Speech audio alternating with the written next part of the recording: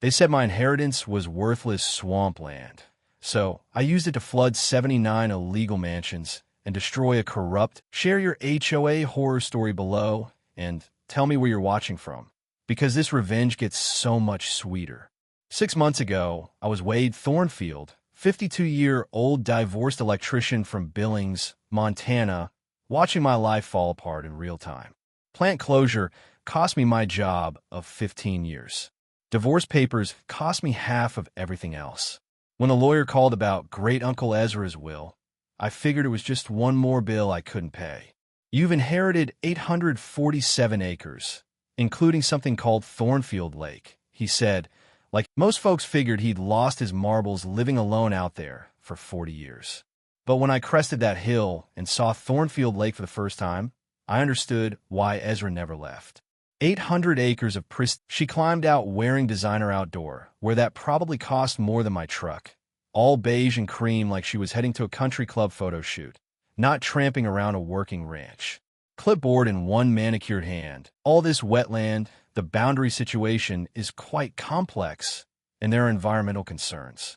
Honestly, darling, it's more trouble than it's worth. She slid a folded paper from her clipboard with the practiced ease of a card shark. I'd like to make you an offer. $15,000 cash. Close next week. That way you can walk away from all these legal complications before they become your problem.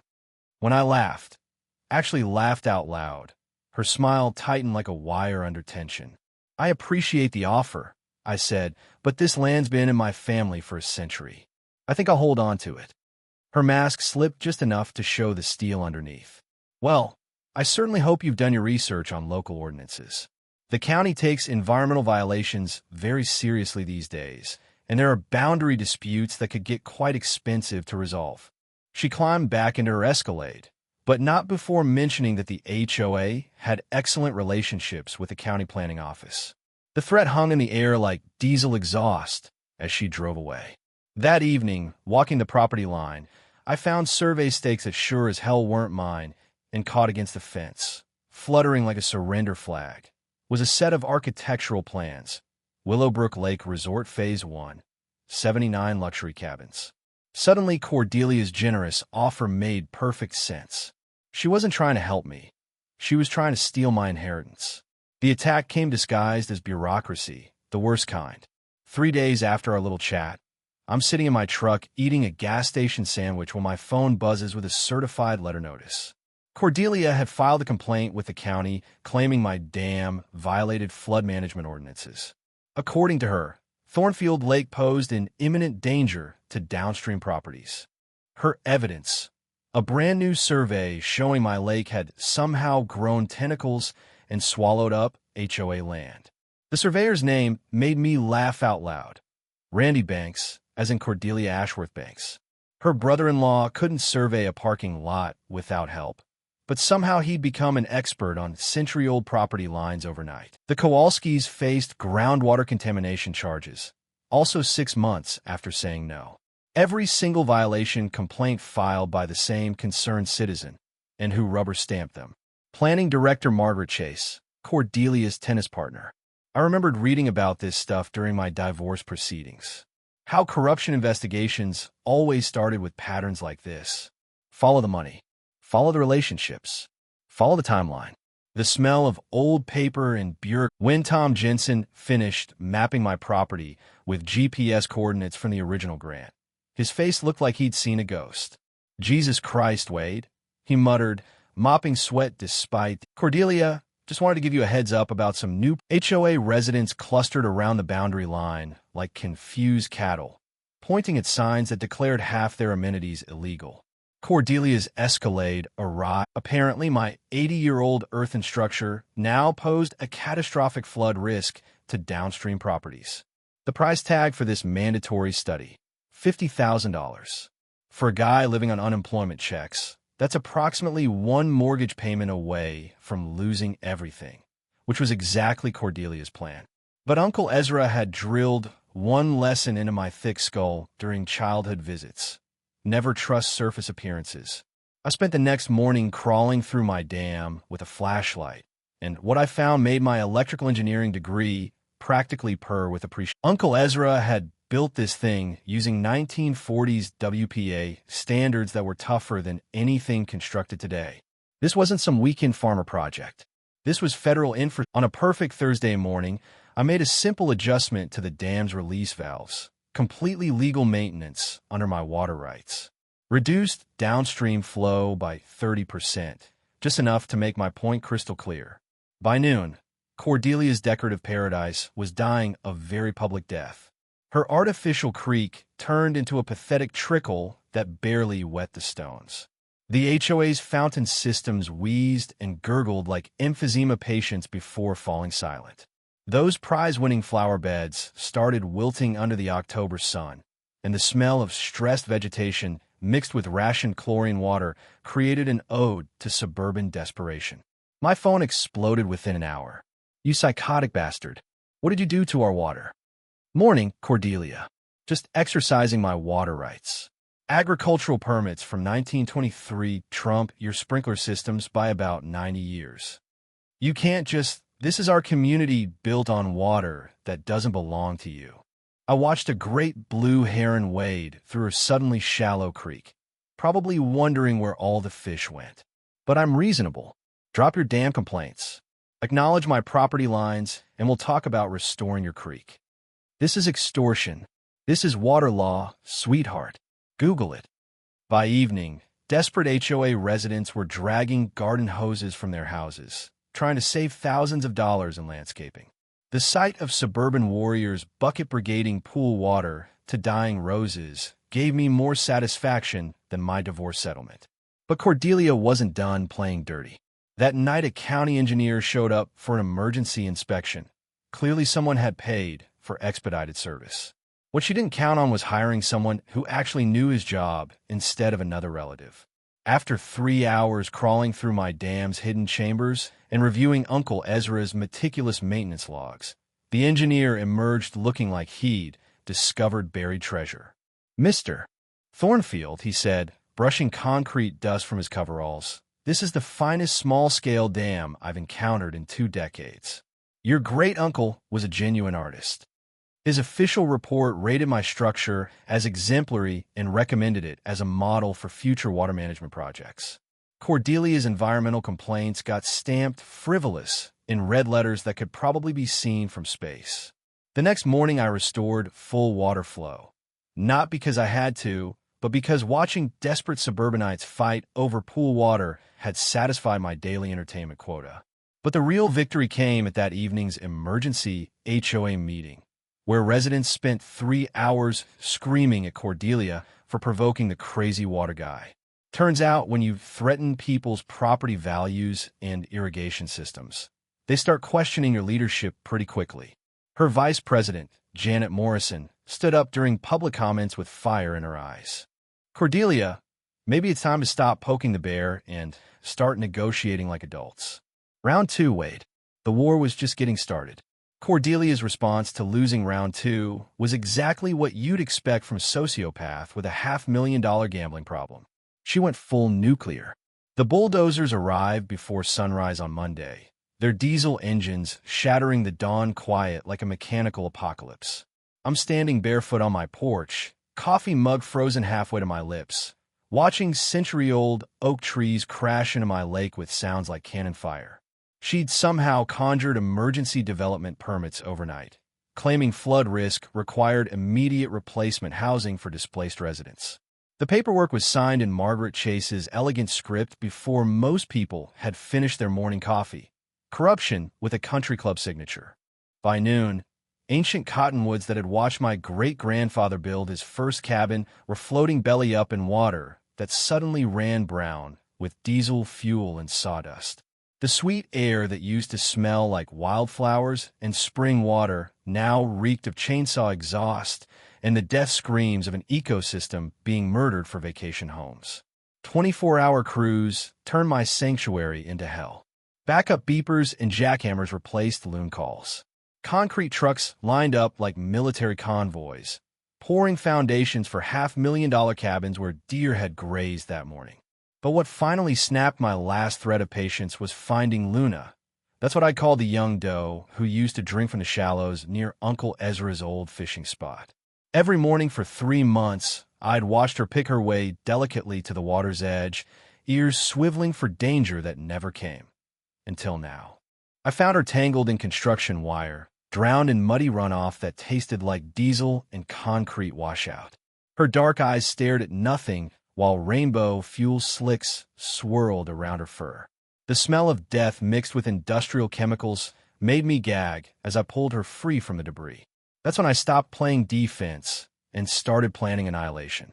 My hands shook as I called Rebecca Martinez, the environmental journalist who'd been tracking corruption across 3 counties. When I sent photos of the devastation, Luna's lifeless eyes, ancient trees floating like corpses, dead fish painting the shoreline silver, she called back within an hour, voice tight with fury. "Wait, this looks like a goddamn war zone." It gets worse. I emailed her the fraudulent emergency permits with their impossible timelines. Check when this emergency was supposedly declared versus when the permits got approved. Rebecca had built her career exposing small-town corruption that thought it could hide behind family connections and golf course handshakes. Her story hit the internet like wildfire. Corporate greed destroys century-old wildlife preserve. Environmental groups shared the photos faster than gossip at a church social, reaching hundreds of thousands of people who'd never heard of Thornfield Lake but sure as hell recognized environmental murder when they saw it. But media attention just made Cordelia more dangerous. Security guards materialized around the construction site, thick-necked boys with earpieces who tracked my movements like I was public enemy number 1. She'd hired protection services to defend legitimate business interests from environmental terrorists, which apparently meant anyone who objected to watching paradise get bulldozed into a strip mall. The smell of desperation started mixing with the diesel fumes. Cordelia knew state investigators were probably loading their trucks, which gave her maybe 2 weeks before someone with actual authority arrived, asking uncomfortable questions about those emergency permits. So she hit the accelerator. 45 cabins sprouted like cancer across the shoreline in 10 days. Particle board walls and vinyl siding created instant suburbia where wilderness had thrived for centuries. Nail guns chattered like automatic weapons from dawn past midnight, 7 days a week, as crews raced against an invisible clock. But Uncle Ezra had taught me something during those childhood summers. When your enemies are in a hurry, they make mistakes. Big ones. While Cordelia rushed her illegal development, I was installing military-grade trail cameras in hidden locations around the construction zone. Motion-activated, infrared, solar-powered, the kind of equipment that catches everything without anyone knowing they're being watched. When developers bypass environmental reviews using emergency permits, they assume nobody's documenting their shortcuts. That assumption becomes expensive when every violation carries felony charges under state environmental protection laws. My cameras caught pure gold. Crews dumping concrete washout directly into wetlands. Fuel trucks dripping diesel onto protected soil, contractors burying paint cans and chemical containers instead of paying for legal disposal. Each frame represented criminal violations that could shut down the entire operation. The jackpot came Thursday night when infrared footage showed supervisors directing workers to dump adhesive containers into the marsh behind cabin row 12, the same wetland that fed the underground spring supplying my lake. They just poisoned a federal water source on camera. By Labor Day weekend, 79 cabins stood where ancient forest had thrived 6 weeks earlier, and Cordelia was planning a grand opening festival to celebrate her victory over environmental extremism. She had no idea I was about to turn her celebration into the most expensive party she'd ever thrown. The weapon that would destroy Cordelia's empire was hiding in Uncle Ezra's basement, locked behind his workbench where most men kept hunting rifles and bourbon. I've been avoiding that basement since the funeral. Too many ghosts of childhood summers when Ezra would vanish down there for hours, emerging with grease-stained hands and that cryptic smile that meant he'd just outsmarted the government again. The musty smell of machine oil and old concrete still carried his voice. "Wade boy, every problem has a solution if you dig deep enough." Tonight, staring at Luna's grave marker in my backyard, I was ready to dig. The gun safe had been taunting me for months. I tried every combination that made sense: birthdays, anniversaries, the year Prohibition ended. Finally, desperate and running on whiskey-fueled fury, I punched in the GPS coordinates of the lake's dead center. The steel door swung open like fate. Inside, wrapped in oiled leather that smelled like victory and revenge, lay documents that made my hands shake under the workshop's harsh fluorescent lights. The original 1923 contract between my great-grandfather and the U.S. Bureau of Reclamation, signed in fountain pen ink that had outlasted 3 generations of bureaucrats. But this wasn't just a property deed. It was a federal nuclear weapon. Thornfield Lake wasn't just family land. It was designated emergency water supply for 3 downstream counties during drought conditions. Uncle Ezra held official federal authority as emergency water management operator with power to control water release during declared emergencies. My electrician's brain started calculating possibilities as I read the legal language. Federal authority superseded everything.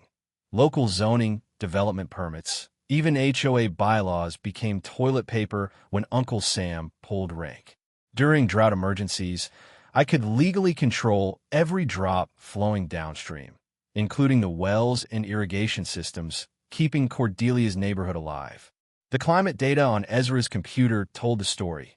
3 consecutive years of dropping water tables, 18 months of documented drought conditions that met federal emergency criteria. All I needed was 30 days to file the paperwork. But Uncle Ezra's real genius was buried in his journals, written in that meticulous handwriting that recorded everything from rainfall to the exact torque specifications on dam bolts. He'd been preparing for this war since the 1980s, maintaining his federal emergency status specifically to protect the lake from developers like Cordelia. Every inspection, every maintenance record, every letter to Washington had been ammunition stockpiled for a battle he knew was coming. The old bastard had handed me a weapon of mass destruction disguised as water rights. Here's where it got beautiful. Those 79 luxury cabins sat squarely in what federal law classified as a flood zone during emergency water management operations. Every permit Cordelia had bought, every construction loan advanced, every retirement fund invested, all of it became worthless paper the moment I activated emergency authority. But as I sat there breathing machine oil and possibility, the moral weight started crushing down like lake water. Innocent families had invested life savings in those cabins, retirement dreams, college funds, fresh starts after divorce. All of it would vanish if I pulled this trigger. The whiskey burned my throat as I wrestled with Uncle Ezra's legacy. He'd given me the power to protect what he'd built, but using it meant destroying people who'd done nothing worse than trust the wrong developer. The basement seemed to echo with his voice. Sometimes, Wade, protecting what matters requires hard choices. I made mine that night, sitting in the chair where he'd planned this revenge for 40 years. Cordelia would get one final chance to negotiate like a civilized human being, but staring at those federal documents, breathing the smell of old leather and righteous anger, I already knew she'd never take it. Some people only understand force, and I was about to teach her a lesson in federal authority that would make national news. War requires allies, and I was about to assemble the most unlikely coalition since farmers and environmentalists teamed up against fracking. My first call went to Marcus Rivera, an environmental lawyer in the state capitol who specialized in making federal agencies remember they had teeth. I'd found his name in one of Uncle Ezra's journals with a note. Good man. Fights dirty when necessary. High praise from someone who'd spent 40 years outsmarting bureaucrats. Marcus listened to my story over a scratchy phone connection, occasionally muttering, "Jesus Christ," and "those fucking idiots" as I described Cordelia's permit fraud and environmental destruction. When I mentioned the Federal Water Management Authority, the line went silent for so long I thought we'd been disconnected.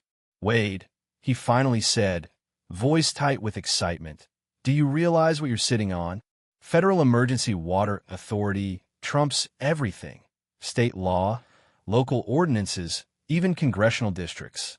I've seen cases where emergency declarations shut down entire cities." He agreed to take my case on contingency, which meant he'd work for free until we won, then take a percentage of whatever damages we collected. That's when you know a lawyer smells blood in the water. Next came Dr. Sarah Whitehorse, a hydrologist from a state university whose research had been cited in congressional hearings on water rights. Her voice carried the patient authority of someone who'd spent decades explaining complex science to politicians with room temperature IQs. Mr. Thornfield, I've been documenting ecological damage from unregulated development for 20 years. What you're describing sounds like a textbook case of environmental criminal activity. She agreed to serve as expert witness and conduct a full ecological assessment of the lake damage. More importantly, she could calculate exactly how much water would be needed to restore the ecosystem, data that would justify whatever emergency actions I decided to take. The third member of my coalition came with a personal recommendation from the bartender at Murphy's Tavern, Tommy Tank Morrison, a local contractor who'd bid on the HOA project before getting mysteriously disqualified in favor of Cordelia's out-of-state cronies. Tank was built like his nickname suggested, 6 feet 4 inches, arms like tree trunks, and a handshake that could crack walnuts. But behind the good old boy exterior was a mind that understood construction logistics like a chess master understands peace movement. That bitch screwed me out of a $250,000 contract. He growled over a beer that looked like a thimble in his massive hands. Claimed my safety record wasn't up to their standards, then hired crews from 3 states away who've been dumping waste in your lake for 6 weeks. Tank provided insider knowledge about permit fraud, safety violations, and the creative accounting that kept Cordelia's project barely this side of bankruptcy. He also offered something more valuable: credibility with local residents who'd known his family for 3 generations. But the real game changer came from an unexpected source. While reviewing property records at the courthouse, I'd mentioned my situation to the elderly clerk who'd been helping me navigate the filing system. Turns out Eleanor Crow Feather wasn't just a county employee. She was a tribal liaison for the Three Rivers Sioux Nation, whose ancestral territory included the entire lake watershed. Your lake was a sacred site before European settlement, she told me quietly, glancing around to make sure we weren't overheard. The springs were considered healing waters. Our tribal council has been looking for a way to protect indigenous cultural sites from development. She introduced me to Tribal Chairman Robert Crow Feather, her nephew, who brought legal resources I hadn't even known existed. Native American cultural preservation laws carried federal weight that made environmental regulations look like parking tickets. The U.S. government has treaty obligations to protect sites of cultural significance, Chairman Crow Feather explained during our meeting at the tribal offices. If we can document historical use of this area for ceremonies, your lake becomes protected under federal cultural preservation statutes. My coalition was complete: environmental lawyer, university scientist, local contractor, and tribal nation. Each brought different weapons to the same war. Marcus handled the legal strategy, filing federal emergency water management declarations while simultaneously challenging every HOA permit through environmental court. The beauty of federal emergency authority is that it triggers immediate construction halts. No appeals, no delays, no bullshit bureaucratic stalling. Dr. Whitehorse documented ecological damage and calculated restoration requirements that would justify controlled flooding to restore natural water levels. Her scientific reports would make it impossible for any judge to claim my actions were excessive or vindictive.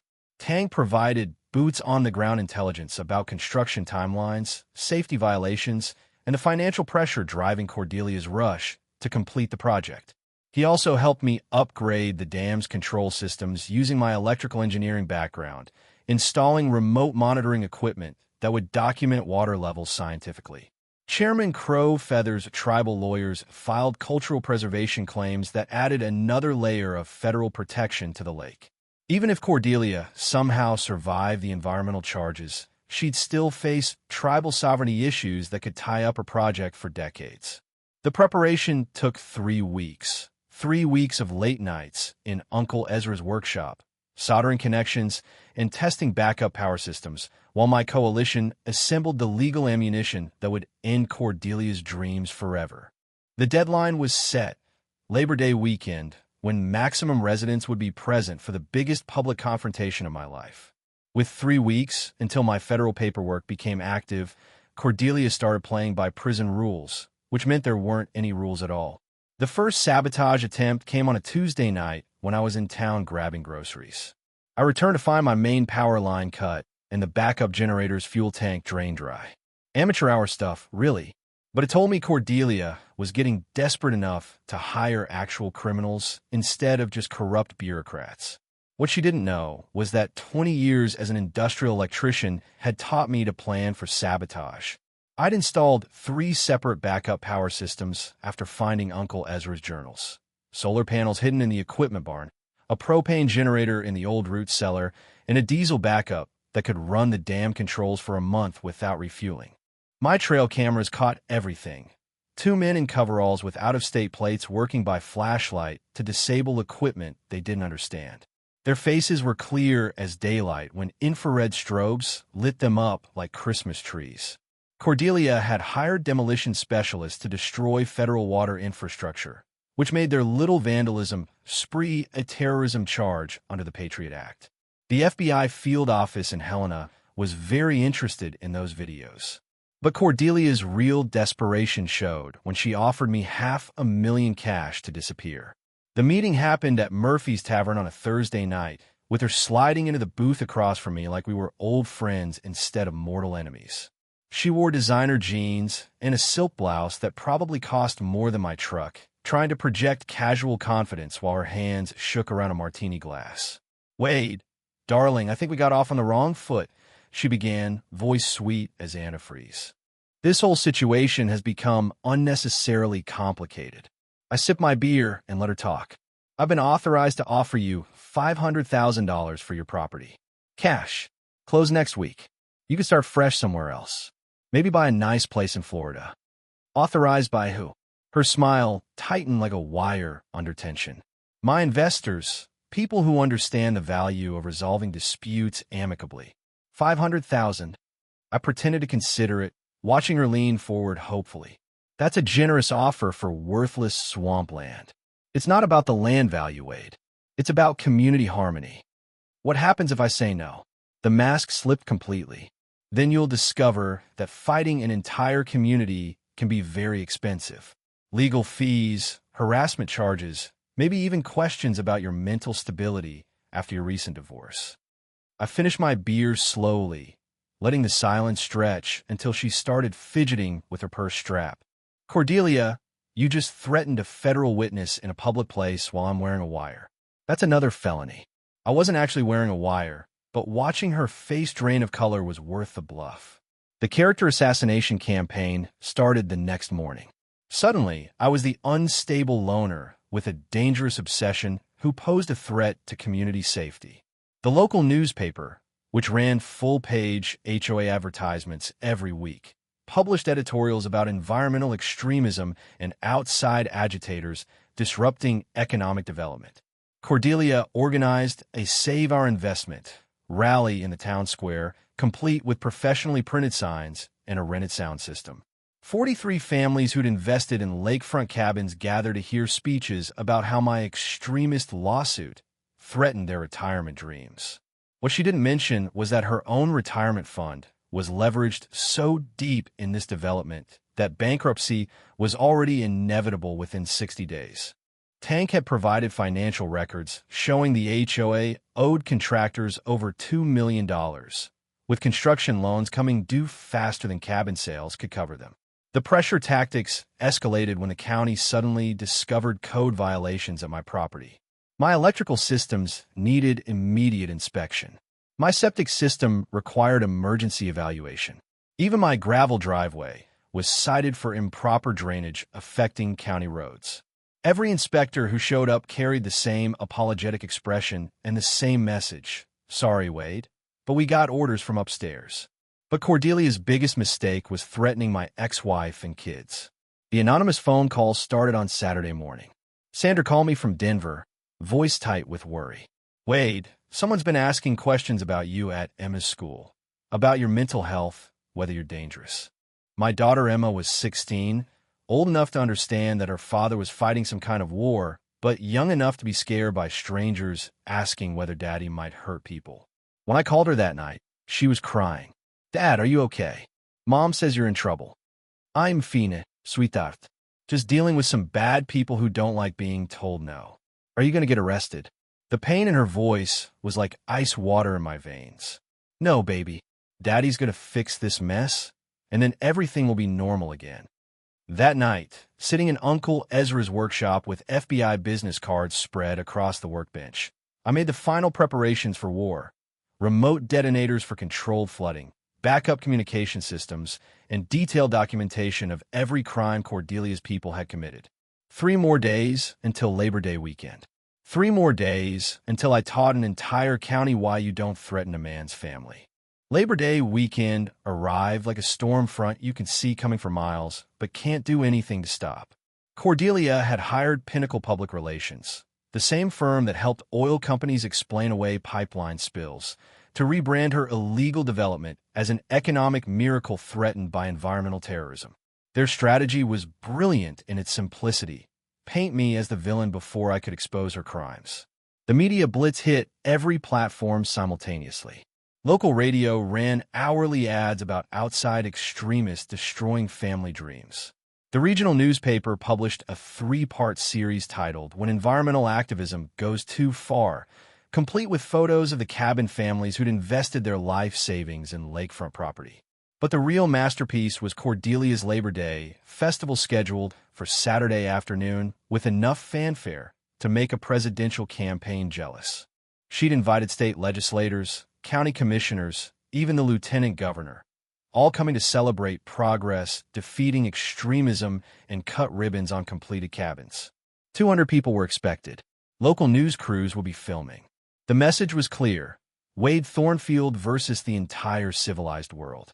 What none of them knew was that Cordelia's financial empire was held together with desperation and accounting fraud. Tank had spent weeks documenting the HOA's books through his construction industry contacts. The numbers were staggering: $2.8 million in unpaid contractor bills, construction loans leveraged against pre-sold cabins that hadn't passed final inspection, and a cash flow crisis that made bankruptcy inevitable within 60 days. Cordelia had personally guaranteed most of the debt using her own assets as collateral. If the cabin sales fell through, she'd lose everything: house, retirement accounts, even her precious country club membership. She was fighting for survival, which made her infinitely more dangerous. The weekend started with psychological warfare. Friday night, someone spray-painted "terrorist" across my truck windshield in red letters visible from space. Saturday morning brought a convoy of HOA residents driving slowly past my property, honking horns and shouting about environmental fascists. But the real message came via certified mail: a restraining order preventing me from interfering with legitimate business activities during the festival weekend. Any approach within 500 feet of the cabin development would result in immediate arrest. Cordelia thought she'd trapped me in legal quicksand. What she didn't understand was that Federal Emergency Authority operates outside local court jurisdiction. The moment I activated those water management powers, her restraining order became as worthless as Confederate currency. I spent Saturday morning making final preparations in Uncle Ezra's workshop. The remote control system was tested and ready. I could operate the dam from anywhere with cell service, opening release valves gradually to minimize human danger while maximizing property damage to illegal structures.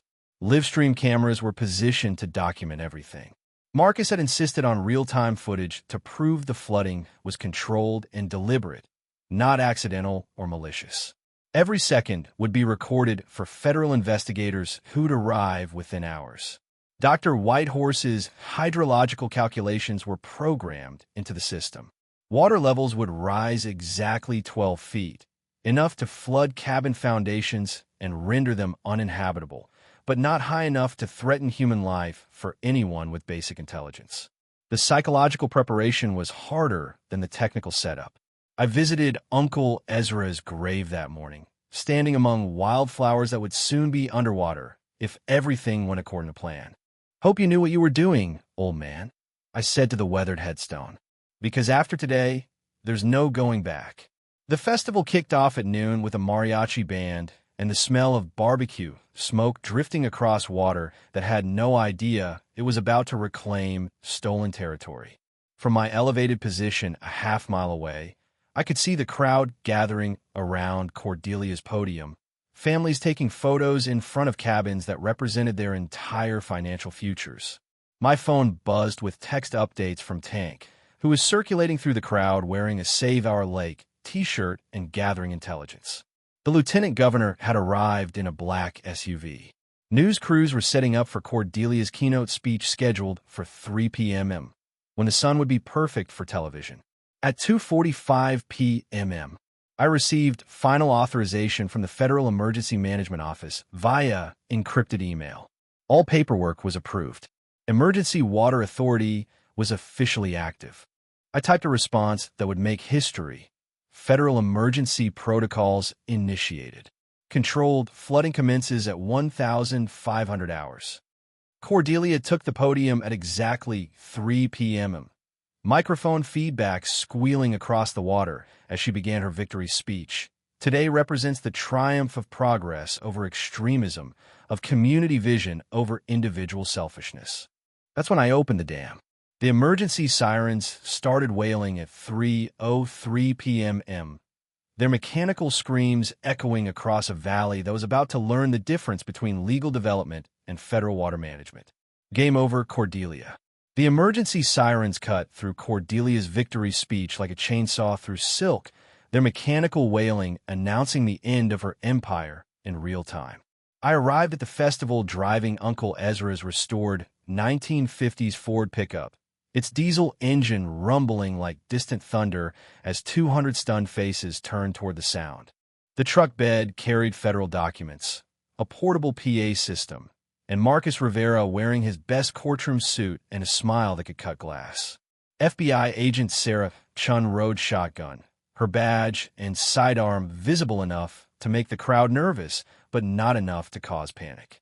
Following behind us came Dr. Whitehorse in her university vehicle, Tribal Chairman Crow Feather in his official SUV, and Tank Morrison in a contractor's truck loaded with evidence boxes. The cavalry had arrived. Cordelia stood frozen at her podium, microphone still clutched in her manicured hands as the damn sirens continued their relentless warning. Her face cycled through confusion, recognition, and pure terror in the span of 3 seconds as she realized what those sirens meant.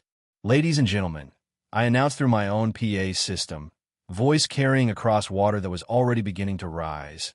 My name is Wade Thornfield, and I need to interrupt this celebration with some federal business. The crowd turned toward me like sunflowers following light, their festival mood evaporating as they processed the official vehicles and badges surrounding them. News cameras pivoted from Cordelia's podium to my position, suddenly sensing a bigger story than ribbon-cutting ceremonies. Cordelia, I called out, you might want to step away from that microphone before you say something that lands you in federal prison. Her voice cracked like thin ice. This is harassment. I'm calling the sheriff. The sheriff's already here, Agent Chin announced, stepping forward with her credentials held high. Along with federal investigators, environmental protection agents, and representatives from the Three Rivers Sioux Nation. Ms. Ashworth Banks, you're under arrest for conspiracy to defraud federal water management systems. The crowd erupted in confused murmurs as handcuffs appeared and Cordelia's legal situation became crystal clear. But I wasn't finished. Folks, I know you're wondering what the hell is happening to your investments. I continued, watching cabin buyers realize their paradise vacation was turning into a financial nightmare. So let me explain what your HOA president has been hiding from you. Marcus took over, his lawyer's voice carrying the authority of someone who'd spent 20 years prosecuting environmental crimes. Every construction permit for this development was obtained through fraudulent emergency declarations. The cabins you purchased were built in a federally designated flood zone without proper environmental review. Dr. Whitehorse stepped forward with her tablet, displaying ecological damage photos.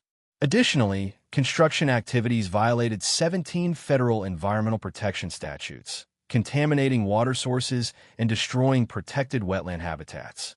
The crowd's confusion shifted to anger as they understood the implications.